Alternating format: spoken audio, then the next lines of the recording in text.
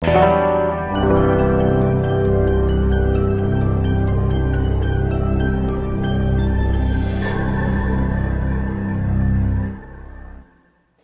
te convido para abrir a Bíblia comigo, lá no livro de Josué, capítulo 24, versículo 15.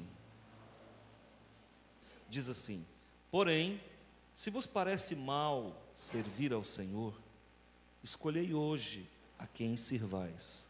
Se aos deuses a quem serviram vossos pais, que estavam da além do Eufrates, ou aos deuses dos amorreus, em cuja terra habitais. Eu e minha casa serviremos ao Senhor. Um dos textos mais lindos que eu já vi na minha vida. Amém? Deixa a Bíblia aberta, põe a mão sobre a palavra de Deus e eu vou orar com você, tá bom? Meu Senhor e Deus, numa noite que se inicia, nós estamos aqui, meu Deus, no 10º ano do meu ministério. Daqui a poucos dias, o Senhor me estará permitindo completar 10 anos de ministério pastoral. Foram 10 anos, Senhor, de muito aprendizado. Foram 10 anos onde eu pude conhecer pessoas magníficas, Pai. Pessoas maravilhosas, irmãos e amigos. E eu quero te pedir, Pai, que nesta data que antecede os 10 anos de ministério, concede-me, Senhor, a oportunidade de passar mais 10 anos com o teu povo. Permita-me, Senhor, continuar servindo ao Senhor, eu e minha família. Obrigado, papai, por tudo que o Senhor tem feito. É no nome de Jesus que eu oro. Amém. Eu quero falar um pouquinho sobre Josué. Josué, irmãos, acredito eu que seja, tirando esses grandes homens da Bíblia, Moisés, Jesus, Elias, Josué possivelmente seja o 3º, o 4º homem em escala de importância para o povo de Israel. Josué era da tribo de Efraim. Então Josué, ele era efraimita. Era filho de Num. Ele tinha raiz, ele tinha história, ele tinha pedigree. Na árvore genealógica de Josué estava um homem chamado Num. O nome Josué significa Jeová é salvação. Mas Josué tinha um outro nome, ele também era chamado de Oséias. Josué morreu com 110 anos. E a contribuição que Josué deu para o povo de Deus e para nós, consequentemente, foi grandiosa, porque graças à coragem, à ousadia desse espia, que foi dos 2 que sobreviveram no deserto, ele foi o primeiro. Aquele que, quando Moisés o comissionou juntamente com Caleb para espiar a terra que eles habitariam, foram os únicos que, ao voltar para Moisés e para o povo de Israel, trouxe uma mensagem de Deus. Infelizmente, aqueles outros que foram e trouxeram uma mensagem derrotista, acabaram dando uma ré histórica no povo hebreu, e por isso eles ficaram 40 anos peregrinando no deserto. Mas acontece que a Josué coube a alegria e a grata satisfação de poder sair da terra do deserto e entrar na terra que mana leite e mel.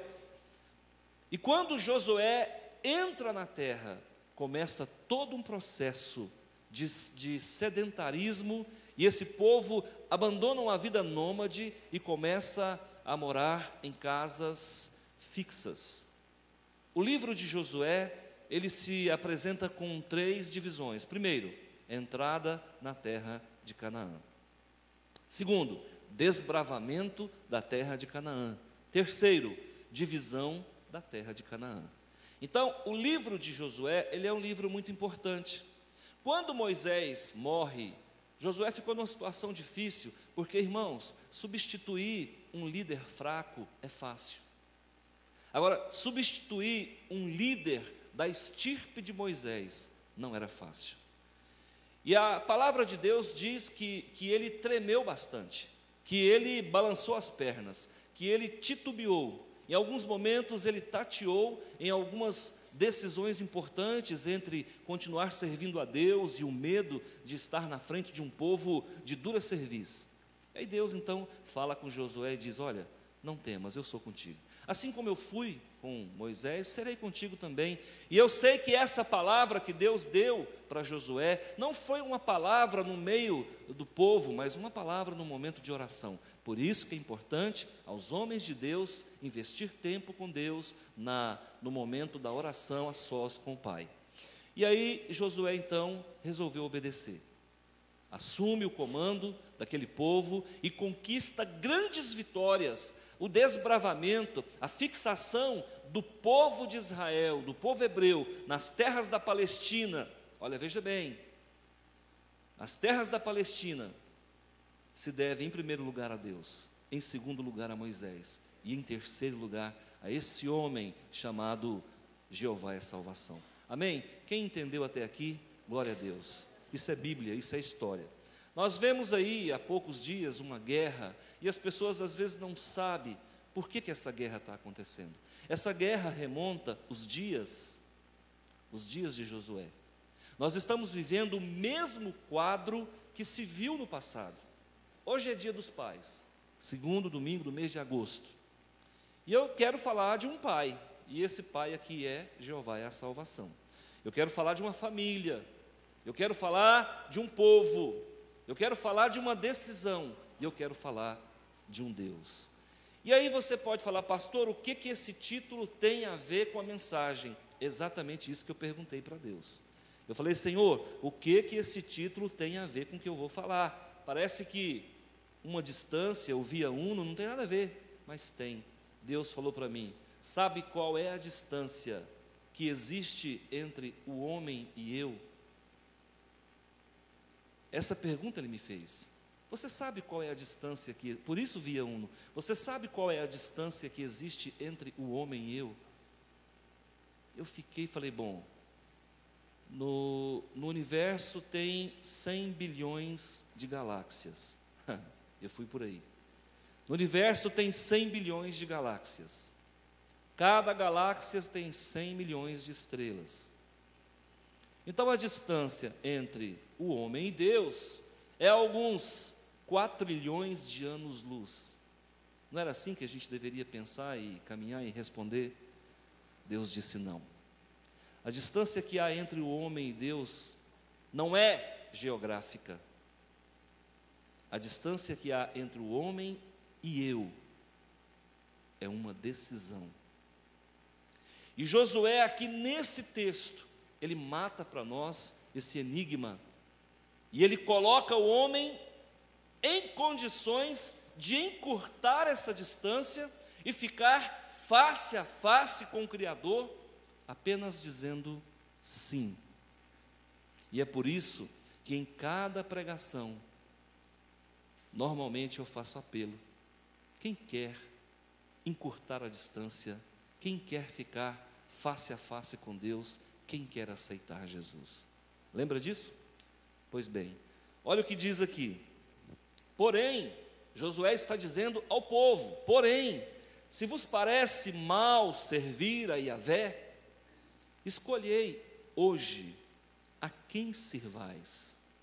Se aos deuses a quem serviram vossos pais, opção 1, alternativa A, que estava além do Eufrates, ou, opção B, aos deuses dos cananeus, dos amorreus, cuja terra vocês estão habitando.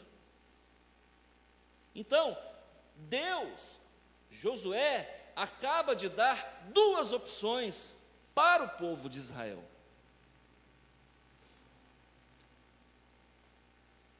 E eu quero te dar um macete aqui. As pessoas às vezes não sabem pedir. A criança chega para o pai, o adolescente, e fala: pai, o senhor me dá uma bicicleta no final do ano? Não é assim que a gente pede. Porque você acabou de dizer que você não tem, então o não já é seu. Está errado. Você chega para um funcionário que trabalha para você, você fala assim: você vai fazer o que eu mando, ou não vai? Quer dizer, você fechou com o não. Você acabou perdendo novamente. A gente não faz assim, irmãos. E Josué nos ensina como fazer. Como é que eu devo, então, pastor, abordar um filho, ou eu devo abordar um funcionário? Você não diga, não dê para ele o sim ou não como opção. O filho que vai pedir alguma coisa para o pai, não peça a bicicleta diretamente. Pai, no final do ano, o senhor vai me dar uma bicicleta ou uma viagem para a Disneylândia? Claro. Primeiro, você propõe alguma coisa mais caro, que ele vai optar pelo mais barato. Sim ou não? Segundo, você está dizendo para ele que você não aceita o não como resposta. Dê sempre duas opções para a pessoa que você quer que tome uma decisão. Então, irmãos, foi isso que Josué fez. Pensa num psicanalista de mão cheia. Esse moço aqui era melhor do que Freud. Ele disse: povo de Israel, se Deus é Senhor, escolhei a quem vocês devem servir. Então tem três opções aqui: ou vocês vão servir aos deuses dos vossos antepassados, ou vocês vão servir aos deuses dos amorreus em cuja terra vocês habitam, ou vocês vão servir ao Pai, ao Todo-Poderoso. Interessante. O povo que não é bobo nem nada, pelo menos de uma forma subliminar, entendeu o que ele estava dizendo. Bom, eu servir aos deuses dos meus antepassados está muito longe. Eu servir aos deuses desse povo em cuja terra habito, eu não conheço esse Deus. Eu servir ao grande eu sou é mais fácil, porque ao falar assim, Josué disse: eu já tomei minha decisão, eu sou modelo, eu e minha casa serviremos ao Senhor. Automaticamente Josué dá para eles a resposta. Eu pergunto para você: o que seria mais fácil se você fosse o povo hebreu? Que decisão você tomaria? Você tomaria a decisão de servir um Deus distante? Você tomaria a decisão de servir um Deus estranho? Ou você tomaria a decisão de servir o Deus cujo seu líder está servindo? Consegue entender? A gente às vezes, irmãos, tem que fazer propostas sábias. Certa feita, me comissionaram para escolher um pastor para uma igreja. E eu, no meu entendimento, e juntamente com a minha liderança maior, entendemos que o pastor X era melhor para aquela comunidade. Mas eu tinha que dar opção para a igreja, porque no meio batista não funciona assim. Caso o pastor Antônio venha sair daqui, não se pega um pastor que não se sabe de onde e põe aqui para cuidar da igreja. Não funciona assim. A igreja batista é uma igreja democrática. Então, quem for fazer indicações para vocês, vai ter que oferecer 2 ou 3 ou 4 opções para vocês decidirem. E aí a igreja reúne e decide qual pastor será o melhor. Então eu levei 4 pastores para aquela comunidade. Só que nós, como liderança, entendíamos que o pastor X era o melhor para a comunidade. Então o que nós fizemos? Colocamos o pastor X para pregar maior número de vezes. Quem entendeu o que nós fizemos, levante a mão. Nós não temos que dizer para as pessoas que decisão elas devem tomar, mas nós temos como ajudá-las a tomar a decisão. Percebe?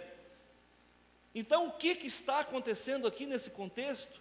Josué então oferece 3 opções, mas ele mostra a importância de ser o primeiro a dar exemplo. Então aqui nós temos um Deus, um Deus, nós temos uma família, nós temos um povo e nós temos uma decisão. Na vida é assim, irmãos. Você vai ter sempre que tomar uma decisão única. Em vários momentos da tua vida você vai ter uma encruzilhada diante de você. Tomar para a direita ou tomar para a esquerda? Contornar a direita ou contornar a esquerda? O que você vai fazer? Então, irmãos, a Bíblia, a palavra de Deus, ela é um sinalizador. E às vezes eu percebo que nós estamos agindo como o povo hebreu. Engraçado, nós, povo de Deus, dizemos que servimos a Deus, mas passamos mais tempo na internet do que em oração. Engraçado. Nós dizemos que somos o pai, amamos a nossa família, mas nós passamos com os amigos quando deveríamos estar com os filhos e a mulher. Interessante. Parece um paradoxo. Nós dizemos que amamos a palavra de Deus, mas andamos mais com o celular do que com ela. Você deixa a palavra de Deus e não te falta nada. Se nós deixarmos o celular em casa, a impressão que tem é que está faltando alguma coisa. Nós vamos encontrar pessoas aqui hoje que não trouxeram Bíblia, mas o celular está na bolsa ou no bolso. Pastor, vejo que és profeta.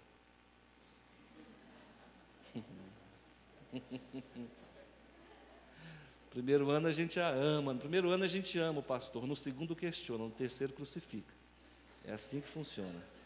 É o ministério de Jesus.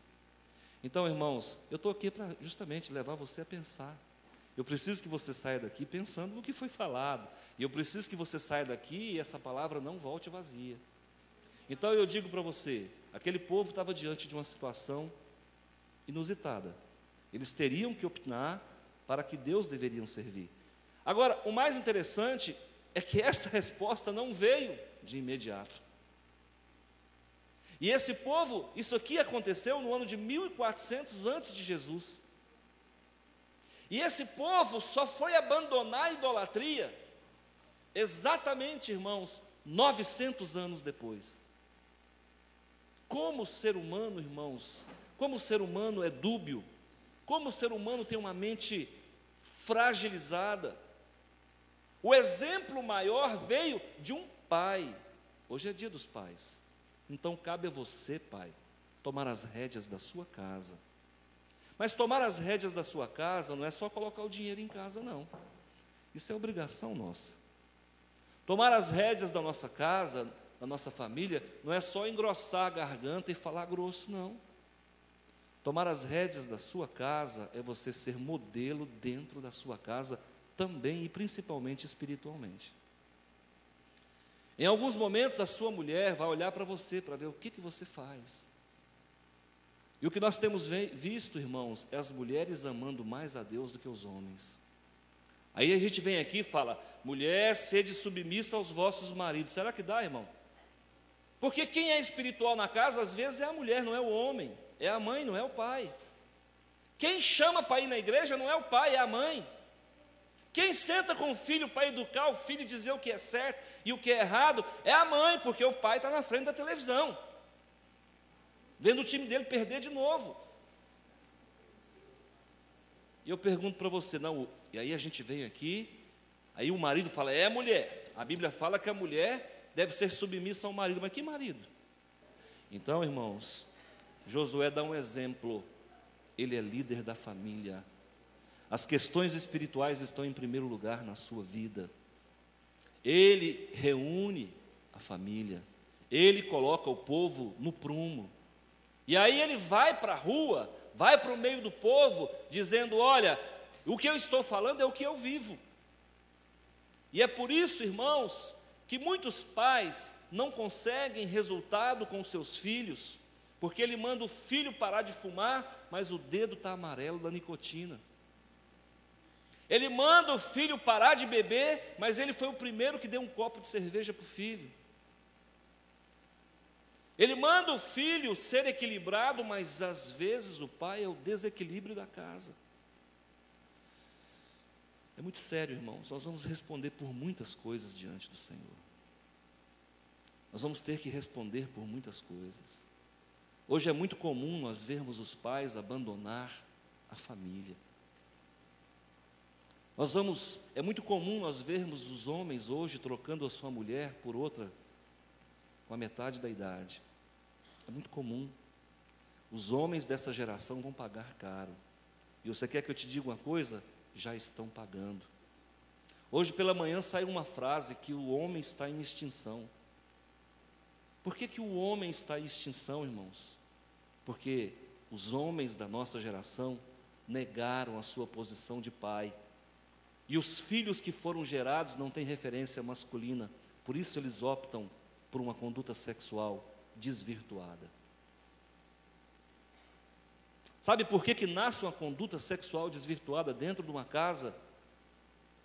Porque essa geração, os homens têm deixado de ser pai, têm deixado de ser referência paterna.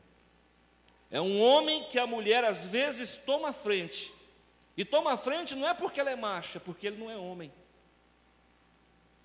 Porque fazer filho é fácil, irmãos, mas ser referência até a morte não é fácil. Fazer filho é fácil, irmãos, mas sentar com o filho, olhar nos olhos e dizer, faça o que eu faço, é difícil. Eu pergunto para você, se amanhã ou depois um jovem migrar para o ateísmo, eu pergunto para você, de quem é a culpa? Dos pais, e principalmente do provedor, que é o pai. O que nós vemos hoje, irmãos, é pais tendo filhos e abandonando seus filhos. Quando não abandona de corpo, abandona de referência, abandona de comportamento. E ele bate a mão no peito e fala, eu não deixo faltar nada dentro de casa, sendo que a única coisa que ele põe é dinheiro. Para mim, não é referência. Ser pai, irmãos, é chorar com os filhos. Ser pai, irmãos, é às vezes ouvir uma crítica do filho a seu respeito. Ser pai é, irmão, dizer assim, eu estou com a consciência tranquila. Se eu descer ao túmulo hoje, o meu filho é a minha imagem em Cristo Jesus. Josué é um exemplo. Eu busquei um exemplo para trazer hoje para vocês. Olhei para Abraão, parece que eu não gostei de Abraão. Olhei para Davi e falei, nossa, Davi não dá. Olhei para Salomão e falei, nossa, esse tem 1000 mulheres, não dá. O único homem que Deus falou no meu coração nessa noite foi Josué. Então, irmãos, vamos tomar uma decisão séria. Se Yahvé é importante para nós, vamos polarizar 100% com Ele. Como pastor, menos internet. Como pastor, menos amigo. Como pastor, mais atenção na família, no lar, com a esposa, com os filhos. Irmãos, fala a verdade. Quantas vezes nós chegamos em casa, a mulher quer falar com a gente não quer falar com ela? Verdade, irmãos. Verdade, nós homens somos assim. Nós somos de pouca conversa. E pelo fato de ser pouca conversa, nós achamos que temos que dar pouco ouvido. Isso é um pecado de homem. Porque tem pecado de filho, pecado de mulher, pecado de marido, pecado de pastor, pecado de ovelha. Cada um tem uma carteirinha de pecado. E o pecado do marido, às vezes, é não parar para ouvi-la. Pastor, mas ela fala muito, mas fala a coisa certa também. Verdade. Mas às vezes elas falam coisa certa e nós precisamos ouvir. Nessa hora, irmãos, ser o líder do lar, ser o provedor do lar, é também parar para ouvir. Sabe qual que é o maior erro do pastor? É quando ele para de ouvir a igreja. Pastor parou de ouvir a igreja, vai dar problema. Sabe qual o maior erro do pastor? É quando ele ouve demais a igreja. Você quer falhar, queira agradar 100% as pessoas. Nós temos que ter o equilíbrio. Existem coisas que nós temos que ouvir, e existem coisas que nós temos que puxar a cordinha. Então eu digo para você, você está servindo a quem? Ao Deus dos teus antepassados? Quem é o Deus dos teus antepassados? É aquele Deus que te diz, olha, Em primeiro lugar, a obrigação, depois a devoção. Quem é o Deus dos teus antepassados? É aquele Deus que tem boca, mas não fala. É aquele Deus que não se relaciona contigo. Quem é o Deus dos teus antepassados? É aquele Deus que te cobra ir na igreja só uma vez por semana. Esse é o Deus dos nossos antepassados. Quem é o Deus dos teus antepassados? É aquele Deus que coloca intermediários entre ele e você. Quando a Bíblia diz que entre Deus e o homem só há um, Jesus Cristo, o homem. Então, irmãos, eu te pergunto, como é que está a tua vida com Deus? Qual é a distância que há entre você e Deus? Fala a verdade, irmãos. Vir à igreja para você tem sido um fardo, então esse Deus que você serve não é o Deus que eu sirvo. Por favor, não sou melhor do que você. Mas para mim Deus está em primeiro lugar. Eu vivo por Ele. Você vai servir o Deus, que Deus? O Deus do povo cuja terra você habita? Pastor, mas qual é o povo, o Deus cujo o povo, o Deus da terra que eu habito? O Deus da terra que você habita é o Deus do presente século. É o Deus que te leva a ter um relacionamento superficial. A gente vem na igreja não é para beber. Essas pessoas que servem o Deus agora, desta geração, vêm na igreja, irmãos, não é para ter um encontro com Ele, mas é para se encontrar com alguém que veio à igreja. Não, porque agora eu estou frequentando a igreja do doutor fulano de tal. O que é isso, rapaz? Você está frequentando a igreja do Senhor Jesus e você não é frequentador, você é discípulo do Senhor Jesus. O Deus do presente século é aquele Deus que, enquanto o pastor fala, a pessoa diz: eu não concordo 100% com esse pastor, eu acho ele radical. Esse pastor é muito crítico. Irmãos, enquanto você degladiar comigo, você está degladiando com Deus. O dia que o povo rejeitou Samuel, e Samuel ficou triste. Por que Samuel ficou triste? Porque o povo não queria mais um profeta. O povo não queria mais o governo de Deus. O povo queria um rei. Aí Samuel, triste, no momento da oração, Deus disse: Samuel, levanta a cabeça. Eles estão rejeitando, não é você, é a mim. O povo está cansado de mim. Então, irmãos, sabe qual é a síndrome do povo dessa época, do presente século? É não obedecer. É achar que a verdade do pastor é dele, e cada um tem a sua verdade. Isso é relativismo. Isso, sabe o que é, irmãos? É pós-modernidade. Aí eu não concordo 100% com o pastor. Espera aí, porventura o que eu falo não está na palavra? Se você é daqueles que não concorda 100% com o pregador, e o pregador está na palavra, você está em desacordo com Deus. Então o Deus que você serve não é o Deus de Israel, mas é o Deus do presente século, da pós-modernidade. Quem entende o que eu digo, levante a mão. Agora eu vou te propor, eu, Antônio e minha família servimos ao Senhor. Temos problema? Temos problema. De vez em quando bate uma tristezinha? Bate uma tristezinha. De vez em quando dá vontade de descer do barco? Dá vontade de descer do barco. De vez em quando chora, entristece, entristece. Mas, irmãos, quem falou que a vida é feita só de glacê? Quem falou: no mundo tereis aflições? Agora, elabora os teus problemas, compartilha a tua dor, confesse o teu pecado para que o teu irmão ore por você. A gente vive num mundo de superficialidade.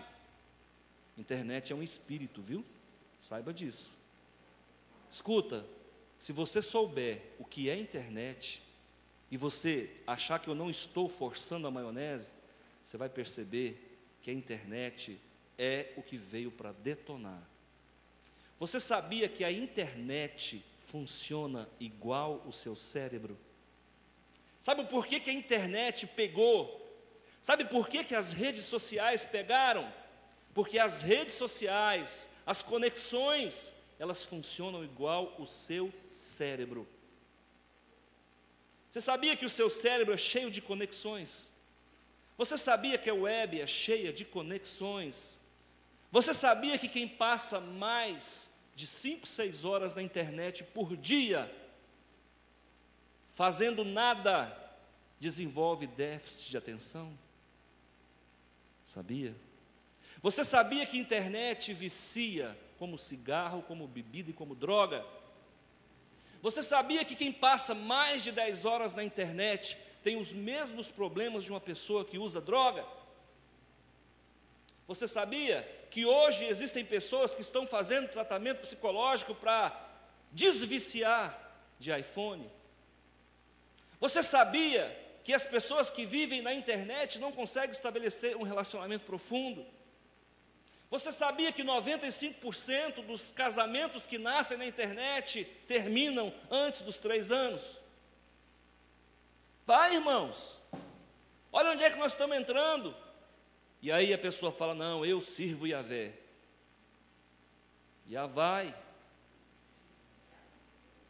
Vai.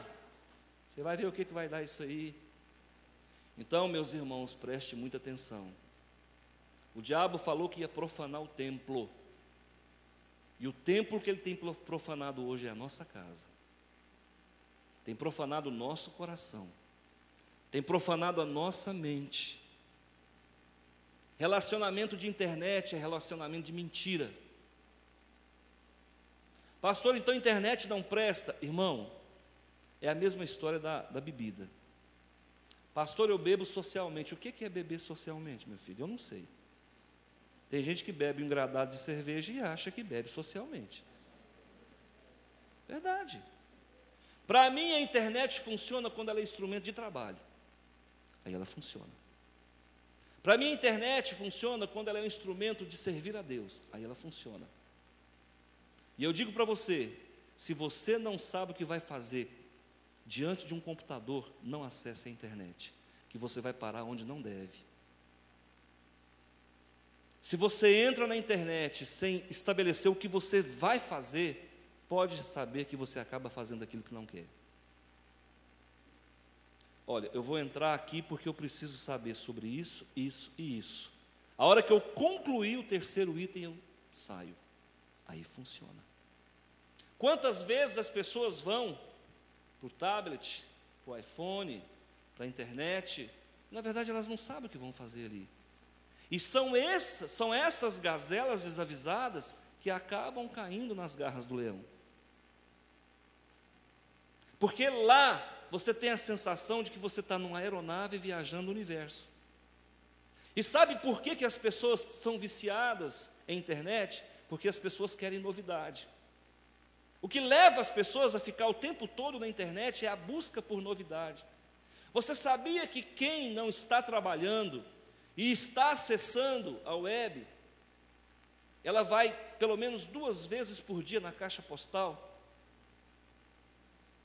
Eu pergunto para você, você vai 2 vezes por dia na caixa do correio? Sabe por que a pessoa vai 2 vezes na caixa postal por dia? Porque ela quer ver novidade. Será que alguém me ligou? Será que alguém mandou uma mensagem? Será que? E a pessoa começa a ser conduzida pela expectativa. E cada vez que ela acessa e ela acha alguma coisa que ela gosta, dentro do cérebro dela libera uma substância chamada dopamina. Por isso que vicia. A pessoa é viciada não na internet, a pessoa é viciada em dopamina. Eu sou de um tempo que algumas igrejas proibiam assistir televisão. Eles achavam que a televisão era o anticristo. Televisão é fichinha. Então, irmãos, eu como pai, Dia dos Pais, vou te dar uma orientação. Se o teu computador da tua casa fica no quarto do teu filho, coloca na sala. Você precisa ver o que ele está acessando. Eu como pai, no Dia dos Pais, se você serve ao Senhor, peça um perito para olhar o histórico do que é acessado dentro da tua casa. Pessoas estão levando demônios para casa. Porque acessam o que não deve. E alguém pode falar, não pastor, mas não foi porque eu não quis. Irmãos, quantas vezes eu entrei em site evangélico e caí em site pornô? Quantas vezes? Toma cuidado com isso, igreja. O papel de pastor é cuidar do rebanho. O papel do pastor, irmãos, é colocar no aprisco. Então, eu preciso trazer essa palavra para vocês hoje. Pai, se posiciona como Josué. Eu e minha casa servimos ao Senhor. O que nos distancia de Deus é uma atitude. O que nos distancia de Deus é um sim, é uma obediência. A partir do momento em que você diz sim para Ele, entre você e Ele não há mais distância. Você está com Ele sem ter saído de casa. E o inimigo está nos vencendo dentro de casa. Hoje a derrota não é mais. O ladrão veio para roubar, matar e destruir, e ele já está dentro das nossas casas. Pastor, o senhor não acessa a internet? Sim, com muito cuidado. Porque eu também, irmãos, estou correndo perigo. Existem colegas nossos de ministério que ficam o dia inteiro na internet. Eu discordo. Existem pastores que já não trazem mais a Bíblia, traz o tablet. Eu discordo. Não concordo. Existem ovelhas que já não trazem mais Bíblia para a igreja, celular. Eu discordo, mesmo que a Bíblia esteja no celular. Isso é coisa para você usar na sua casa. Nós somos desse tempo aqui, e tudo passará, a palavra de Deus não passa. Então, igreja, vamos acordar. Toma cuidado. Algum tempo atrás, um pai contratou um perito para olhar o computador do filho. E o filho apagava os históricos, mas ele não sabia que tem como checar. E o pai descobriu cada coisa. Mas cada coisa, mas cada coisa. Aí quando chega lá na frente, o pai fala: onde foi que eu errei? Porque ele era pai ausente. De vez em quando, irmãos, eu chego lá e falo: o que está sendo acessado aí? Não, pai, não, quero ver, ué. Tenho direito? Eu tenho direitos. Então, queridos, muito cuidado. Faça como Josué: eu e minha casa servimos ao Senhor. Mas fala isso com segurança. Às vezes eu ouço dos filhos meus dizendo: pai, o senhor não confia em mim? Não, eu confio em Deus. E o filho não vai te odiar por isso, pode ter certeza. Porque é melhor ter um pai que incomoda do que um pai que não polariza. Pai ausente, irmão, não é aquele que põe a roupa na mala e vai embora, não. Isso aí é pai covarde. Isso aí é pai, não vou nem falar. Pai ausente é aquele que às vezes chega cedo em casa, é aquele que põe o alimento, é aquele que até acompanha o filho para a igreja, mas não participa. Amém? Feche os seus olhos, eu quero orar com você. Querido Deus de Abraão, de Isaque e de Jacó, hoje é um dia de tomada de consciência, meu Pai. Nós precisamos ouvir uma palavra assim. Senhor meu Deus, a vida não é feita só de bravatas, de conquistas. A vida também é feita, Senhor, de manutenção, de cuidado, de prudência, de zelo. A Tua palavra, Senhor, diz que nós devemos ser astutos como a serpente, manso como a pomba. Dá para a Tua igreja, Senhor, consciência, para que amanhã ou depois não venhamos a amargar a perda dos filhos, não venhamos a amargar problemas que poderiam ser evitados. Guarda os casais desta igreja, guarda, Pai, os filhos desta igreja. Nós morremos pelos nossos filhos, Pai. Nós amamos os nossos filhos, eles são tudo para nós. Abençoa a nossa esposa, abençoa os esposos, Pai. Cuida da família, cuida das famílias dessa igreja. Barra, meu Deus e Pai, toda invasão, seja pelas tecnologias da vida, barra tudo aquilo que impede o agir do Senhor na nossa casa. Eu e minha casa servimos ao Senhor. Diga, irmãos, eu e minha casa servimos ao Senhor. Que a graça do Senhor Jesus e o amor de Deus e a comunhão do Santo Espírito seja sobre a tua vida, hoje e sempre. Amém. Deus te abençoe. Vai na paz do Senhor.